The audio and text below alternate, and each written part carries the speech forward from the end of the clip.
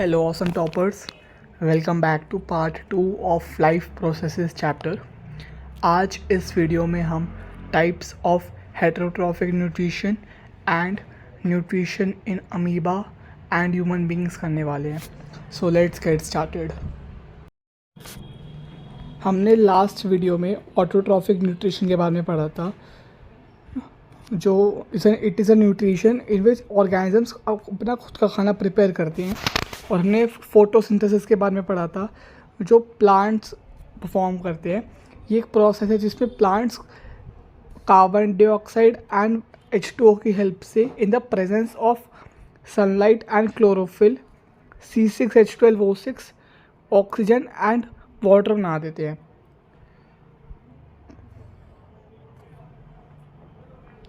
हमने events during photosynthesis भी करा था. ग्रीन प्लांट्स के दौरान कौन से इवेंट्स होते हैं, डेजर्ट प्लांट्स के दौरान कौन से इवेंट्स होते हैं. इसके बाद फिर हमने कहा था स्टोमेटा क्या होता है. स्टोमेटा के थ्रू प्लांट्स जो है ऑक्सीजन एंड CO2 ऑब्टेन करते हैं और वाटर लॉस होता है इनके थ्रू.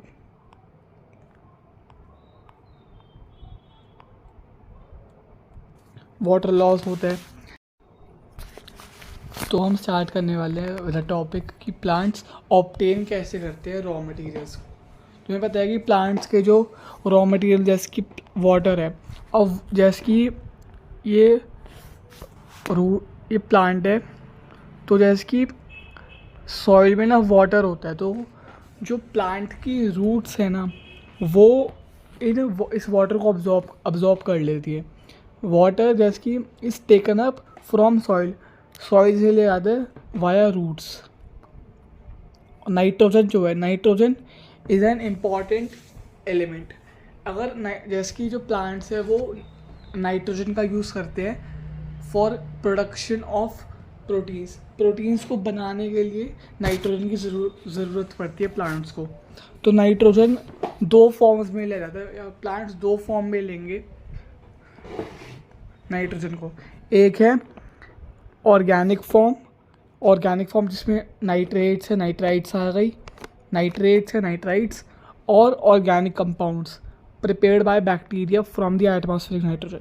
इसका मतलब या तो और इनऑर्गेनिक फॉर्म में प्लांट्स है तो इनऑर्गेनिक फॉर्म में नाइट्रोजन लेंगे in the form of nitrates और नाइट्राइट्स, या ऑर्गेनिक फॉर्म में. अब ऑर्गेनिक फॉर्म का मतलब है कि मतलब जो एटमॉस्फेयर में नाइट्रोजन प्रेजेंट है उसको, मतलब सॉइल में एक बैक्टीरिया प्रेजेंट होता है, वो बैक्टीरिया नाइट्रोजन को एटमॉस्फेरिक नाइट्रोजन को यूजेबल फॉर्म में कन्वर्ट कर देता है ताकि प्लांट वो यूजेबल फॉर्म को यूज़ कर सके. तो वो ऑर्गेनिक कंपाउंड है एक. Sunlight is an important element for photosynthesis. अगर सनलाइट नहीं होगी तो फोटोसिंथेसिस भी नहीं हो पाएगा. इसलिए आप देखोगे कि जो हम प्लांट्स रखते हैं घर में वो हमेशा ऐसी जगह रखते हैं जहाँ पे डोर वगैरह हो ताकि सनलाइट आती रहे. ठीक है. एंड क्लोरोफिल प्रेजेंट होता है क्लोरोप्लास्ट में, जो एक सेल ऑर्गेनल है प्लांट सेल में.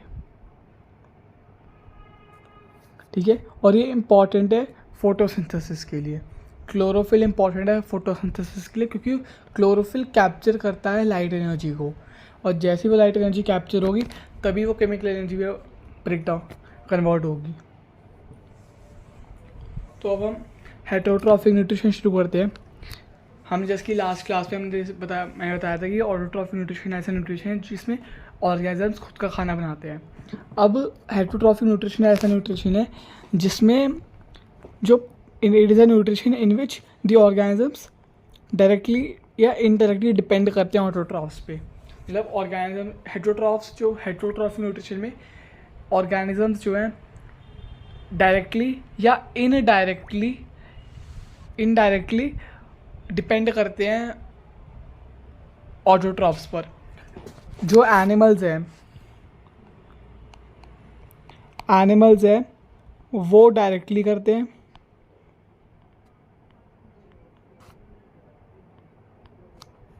और जो ह्यूमंस है वो इनडायरेक्टली करते हैं.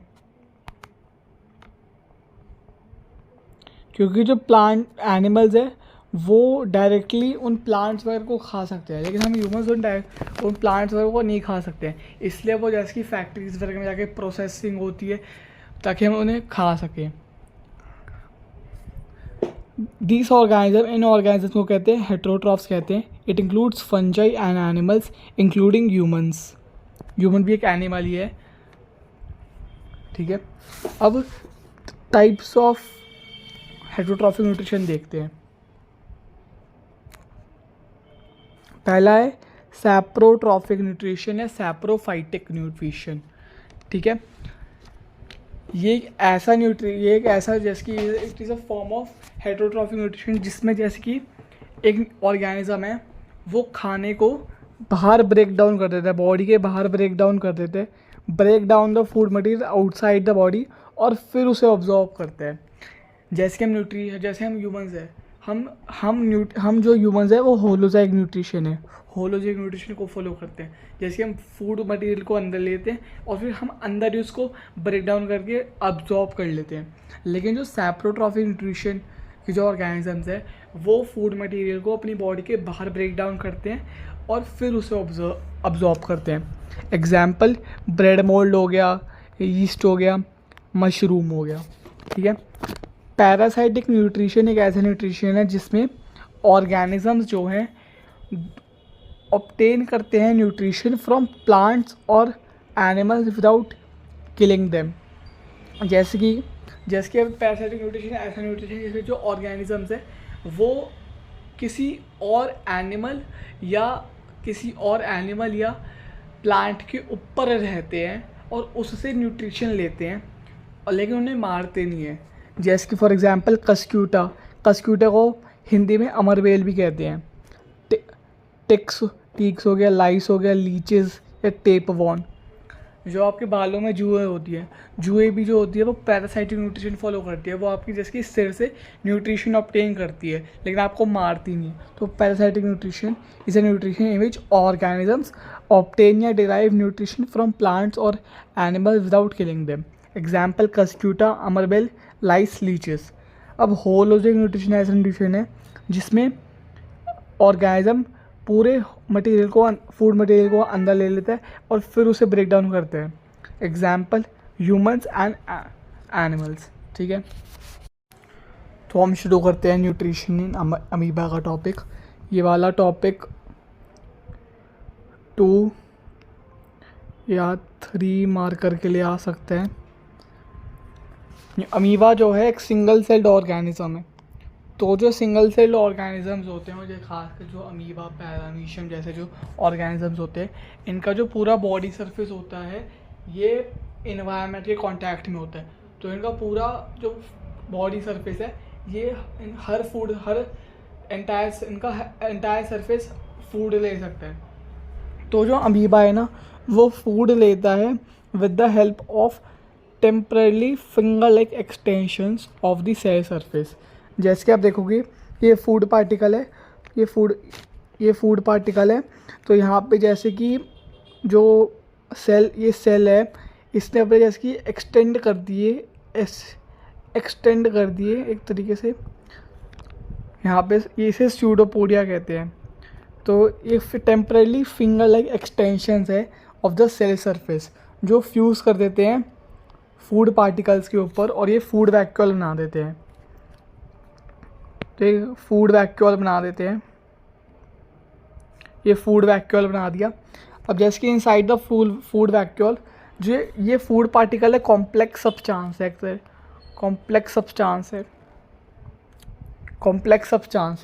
तो ये कॉम्प्लेक्स सब्सटेंस को जैसे कि with the help of some chemicals ये कॉम्प्लेक्स सब्सटेंस सिंपलर सब्सटेंसेस बन जाते हैं जो फिर साइटोप्लाज्म में डिफ्यूज़ आते हैं।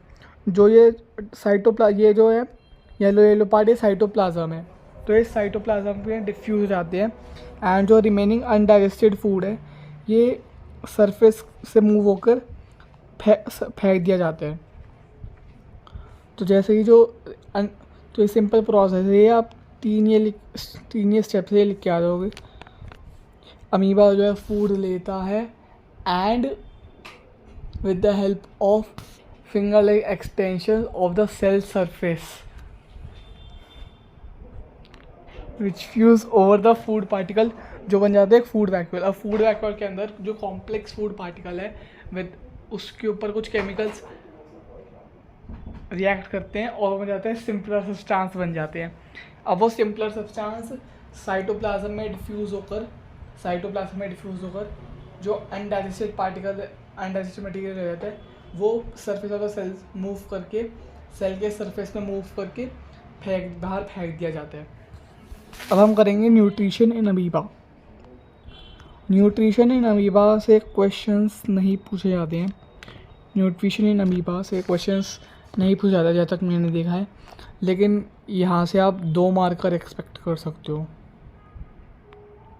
ठीक है, अब जैसे कि जो पैरामीशियम है ना, पैरामीशियम सेल है, उसका एक डेफिनेट शेप है। पैरामीशियम एक सिंगल सेल ऑर्गेनिज्म है, लेकिन इसका एक डेफिनेट शेप है और जो फूड है उसको एक स्पेसिफिक स्पॉट पे लेकर डाइजेस्ट किया जाता है। जैसे कि जो आप अमीबा में देखोगे, ये इसको कोई डेफिनेट शेप नहीं है और फूड कहीं पे भी ले सकते हैं। अमीबा कहीं पे भी फूड ले सकता है, लेकिन जो पैरामीशियम है वो स्पेसिफिक स्पॉट पे लेता है फूड। ठीक है, फूड को जो है इस स्पॉट पे ले जाया जाता है with the help of cilia. Cilia आपने जैसे कि 9th क्लास में पढ़ा होगा, जैसे कि अगर ये एक मसल है तो इसके ऊपर एक ऐसे सीलिया प्रेजेंट होता है, ये होता है सीलिया। ठीक है, अब जैसे कि फूड को स्पॉट पे जाया जाता है विद द मूवमेंट ऑफ सीलिया, जो पैरामीशियम में प्रेजेंट होता है। और जो सीलिया ये पूरे सेल के सरफेस को कवर करते हैं, तो इसलिए इजी मूवमेंट हो जाता है of the food to the food spot. हम नेक्स्ट टॉपिक पे चलते हैं, जो है न्यूट्रिशन इन अमीबा। इससे आप 5 मार्कर एक्सपेक्ट करो। 5 मार्कर ये वाला टॉपिक अपने आप में एक 5 मार्कर का है, और इसके जो सब टॉपिक्स हैं वो तो 3 या 4 मार्कर के आराम से बन सकते हैं। तो सबसे पहला जो है वो है माउथ। हम जो खाना खाते हैं वो माउथ में हम लेते हैं। माउथ में 3 चीज़ें प्रेजेंट है, teeth, tongue and salivary gland.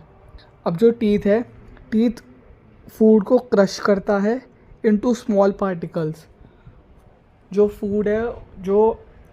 Teeth है वो फूड को क्रश करता है इनटू स्मॉल पार्टिकल्स, और जो टंग है वो फूड को मिक्स करती है और उसे गीला बनाती है, मेक्स इट वेट, ताकि जो उसका पैसेज है ना वो स्मूथ हो जाए। जैसे कि जो हमारा एलिमेंट्री कैनाल है ना, एलिमेंट्री कैनाल है माउथ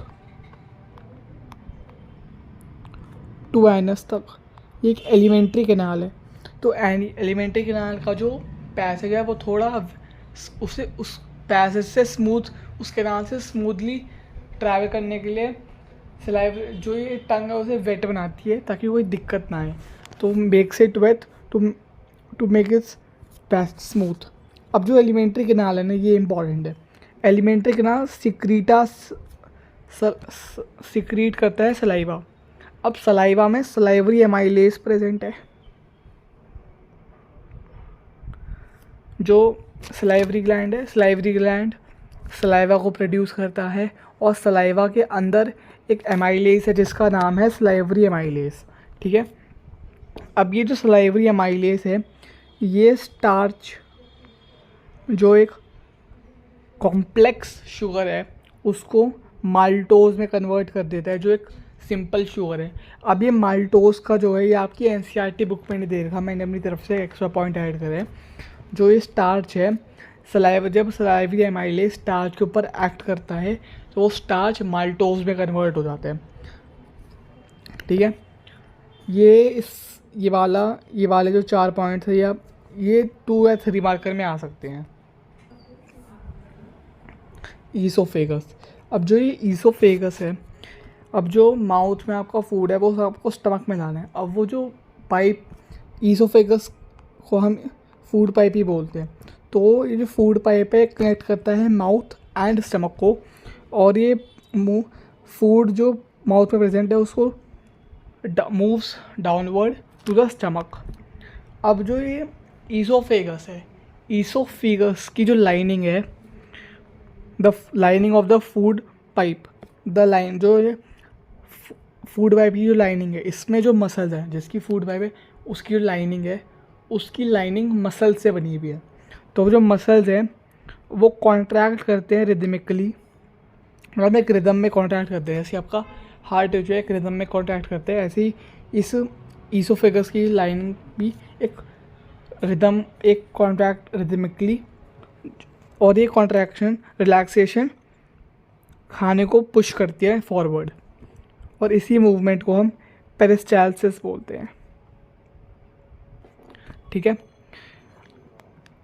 अब हम इस जो माउथ है इससे 2 मार्कर या 3 मार्कर आ सकते हैं, ईसोफेगस से MCQ या 2 मार्कर, और स्टमक जो है स्टमक से 3 या 5 मार्कर। अब स्टमक जो है एक जे शेप्ड ऑर्गन है, अब जो ये स्टमक है इसकी वॉल्स में 3 ग्लैंड प्रेजेंट है, 3 ग्लैंड प्रेजेंट है, और हर एक ग्लैंड एक गैस्ट्रिक जूस निकालता है। 3 ग्लैंड्स है, मतलब 3 गैस्ट्रिक जूसेस के बारे में आपको पढ़ना है। पहला जो गैस्ट्रिक जूस है वो है HCl। HCl आपकी बॉडी में प्रेजेंट है। HCl is one of the strongest acids in the world. अगर HCl आपके अगर हाथ पे गिर गया तो आपका हाथ जल जाएगा। लेकिन आप सोचो HCl आपकी बॉडी में प्रेजेंट है, वो भी आपके स्टमक पे प्रेजेंट है। जो HCl है वो जर्म्स को किल कर देता है। जैसे कि अगर फूड के साथ अगर कोई जर्म्स बैक्टीरिया वगैरह अगर घुस गया तो वो HCl आपके उस जर्म्स वगैरह को किल कर देगा। ठीक है, अब HCl है मतलब एसिडिक मीडियम होगा। HCl एसिडिक मीडियम प्रोवाइड करता है, स्टमक में एसिडिक मीडियम बना के रखता है ताकि पेप्सिन जो दूसरा गैस्ट्रिक जूस है वो काम कर सके। अब जो पेप्सिन है ना वो एक एंजाइम है। एंजाइम बायो कैटलिस्ट होते हैं।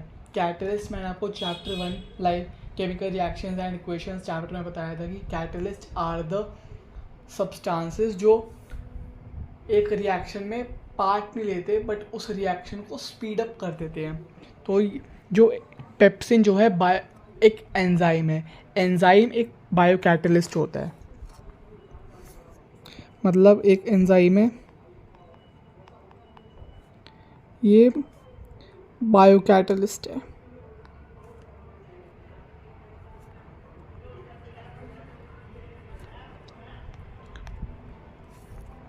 ठीक है, अब ये पेप्सिन एक एंजाइम है। अब इस पेप्सिन को वर्क करने के लिए एसिडिक मीडियम चाहिए होता है जो HCl प्रोवाइड करता है। तो हम चलते हैं नेक्स्ट गैस्ट्रिक जूस पे जो है म्यूकस। अब जो ये म्यूकस है ये प्रोटेक्ट करता है inner lining of the stomach को फ्रॉम दी HCl। आप सोचो कि अगर आप HCl जो है अगर आपके हाथ पे गिर गया तो आपका हाथ जल जाएगा, लेकिन वो ये HCl आपके स्टमक पे में है वो स्टमक जलता नहीं है। और वो क्यों नहीं जलता? Because of mucus. Mucus protect करता है लाइनिंग ऑफ द स्टमक, वो जो उसकी स्टमक की लाइनिंग में प्रेजेंट है, इनर लाइनिंग में प्रेजेंट है, ताकि जो HCl है हाइड्रोक्लोरिक एसिड है वो इनर लाइनिंग को टच ना कर सके, और प्रोटेक्ट करते हैं inner lining from the acid. ठीक है, अब जो ये पेप्सिन जो ये एसिडिक मीडियम बनाया गया है पेप्सिन के लिए, और ये पेप्सिन जो है पार्शियली डाइजेस्ट कर देता है प्रोटीन को जो आपके फूड में प्रेजेंट है। जितना भी प्रोटीन आपके फूड में प्रेजेंट है उस सारे प्रोटीन को पार्शियली डाइजेस्ट करता है, फुली डाइजेस्ट नहीं करता, क्योंकि फुल डाइजेशन जो होता है स्मॉल इंटेस्टाइन में होता है। और जो स्मॉल इंटेस्टाइन है ना आपका, ये है आपका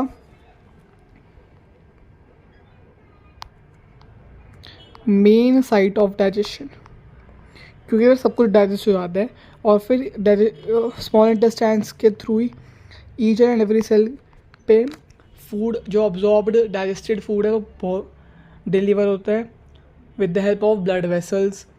ठीक है, अब जो स्मॉल इंटेस्टाइन है ये सेक्रीशंस लेता है लिवर एंड पैनक्रियाज से। अब जो लिवर है, लिवर सेक्रीट करता है बाइल जूस जो स्टोर होता है गॉल ब्लैडर। अब ध्यान से सुनना, लिवर जो है प्रोड्यूस, जो बाइल जूस है, बाइल जूस सेक्रीट कर, bile juice is secreted bye liver, मतलब लिवर जो है सिक्रीट करता है बाइल जूस को, लेकिन जो बाइल जूस है वो स्टोर होता है गॉल ब्लैडर में, और फिर गॉल ब्लैडर के थ्रू स्मॉल इंटेस्टाइन में आता है। मैं आपके डायग्राम दिखा देता हूँ।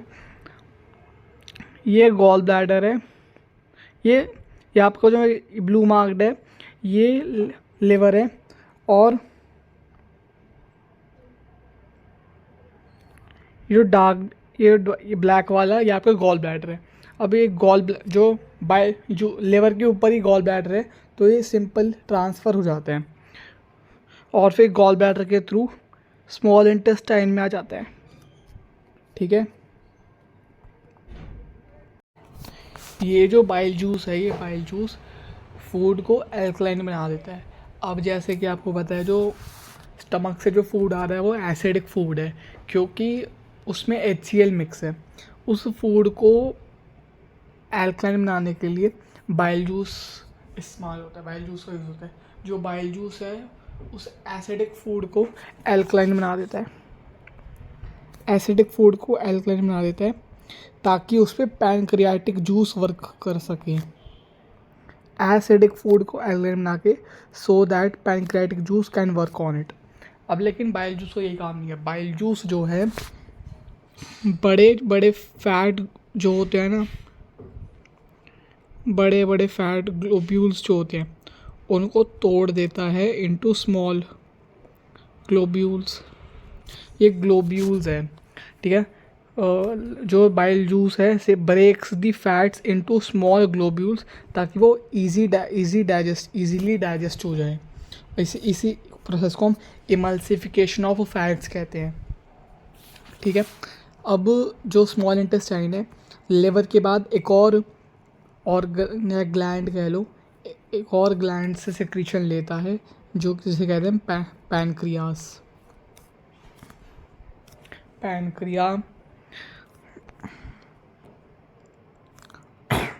पैनक्रिया ये रहा, ग्रीन कलर के मार्क्ड है। ठीक है,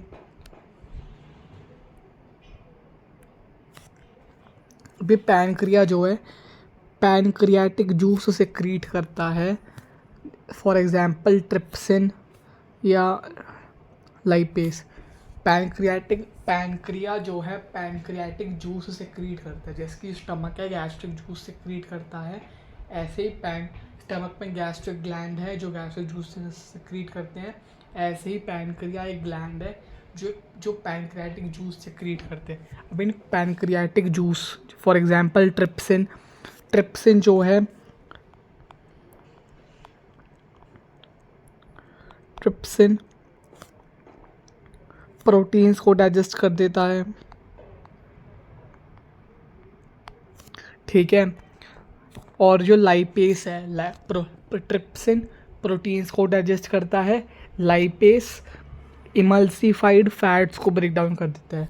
जो बाइल जूस ने जो फैट्स को इमल्सिफाई किया, स्मॉल ग्लोब्यूल्स में कन्वर्ट किया, उसी फैट्स पे वर्क करके लाइपेस उन इमल्सिफाइड फैट्स को ब्रेक डाउन कर देते हैं। और फाइनली अब स्मॉल इंटेस्टाइन सब दोनों की हेल्प ले लिया, वो खुद ही सेल्फ हेल्प करेगा। वो जो स्मॉल इंटेस्टाइन की वॉल्स हैं वो भी कुछ जूसेस सेक्रीट करती है जो फाइनली कन्वर्ट कर देती है। अब जैसे कि स्मॉल इंटेस्टाइन की जो वॉल्स हैं वो भी कुछ जूसेस सेक्रीट करती हैं जिन्हें हम इंटेस्टाइनल जूसेस कहते हैं। वो प्रोटीन्स को अमाइनो एसिड्स में कन्वर्ट कर देते हैं, कॉम्प्लेक्स कार्बोहाइड्रेट्स को ग्लूकोज में कन्वर्ट कर देते हैं, एंड फैट्स को फैटी एसिड्स या ग्लाइसरॉल में कन्वर्ट कर देते हैं। ये 3 इम्पॉर्टेंट है। ठीक है, इनके एंड प्रोडक्ट्स आपको याद होने चाहिए। जो walls of intestine, small intestine है, वो भी also secrete some juices which finally converts proteins into amino acids, complex carbohydrates into glucose and fats into fatty acids and glycerol। ठीक है, एंड नाउ अब जो स्मॉल इंटेस्टाइन है उस पे बहुत सारे न्यूमरस फिंगर लाइक प्रोजेक्शंस होते हैं।